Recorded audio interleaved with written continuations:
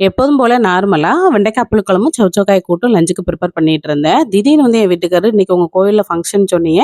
ஊருக்கு வேணா போயிட்டு வரியா? பிள்ளைங்களுக்குலாம் லீவு தானே, வேணா கூட்டு போயிட்டு நைட் வேணா வரையான்னு?" கேட்ட உடனே எனர்ஜி எல்லாம் எங்கேருந்து தான் வந்துச்சோ தெரியல. திடீர்னு எக்ஸ்ட்ரா 2 காய் வந்த மாதிரி கடகடன்னு வெண்டைக்காய் புளிக்குழம்பும், சௌசௌக்காய் கூட்டும் வச்சுட்டு லஞ்ச் எல்லாமே உங்க அப்பாவுக்கு மட்டும் பேக் பண்ணிக்கிட்டேன். மீதி இருக்கிறது எல்லாத்தையுமே நல்ல ஒரு டிஃபன் பாக்ஸ்ல எடுத்து வச்சுட்டேன். ஏன்னா நாங்க இன்னைக்கு வர்றோம் அப்படின்றது அம்மா, அப்பாவுக்கு தெரியாது. அவங்க வந்து கோயில்ல வந்து வருஷாபிஷேகம் நடந்துட்டு இருந்ததுன்றதுனால, சரி நம்ம லீவு தானே, பிள்ளைங்க வீட்ல வச்சுட்டு சும்மா தானே இருக்கோம். போய் சாமி கும்பிட்டு வரலான்ட்டு இவங்க அப்பா கிளப்பி, விஎம்ஜித்திரத்துலேருந்து எங்கள பஸ் ஏத்தி விட்டாங்க. அங்கேருந்து நாங்க வீட்டுக்கு போயி, கரெக்ட்டா கோவில்ல போய் இறங்குதோம், நல்ல ஃபங்ஷன் நடந்துட்டு இருந்தது. பூஜை எல்லாம் பார்த்து முடிச்சுட்டு, எங்கள பார்த்தோன்னே அவங்களுக்கு ரொம்ப ஆச்சரியமா இருந்துச்சு அம்மா, அப்பாக்கெல்லாம்.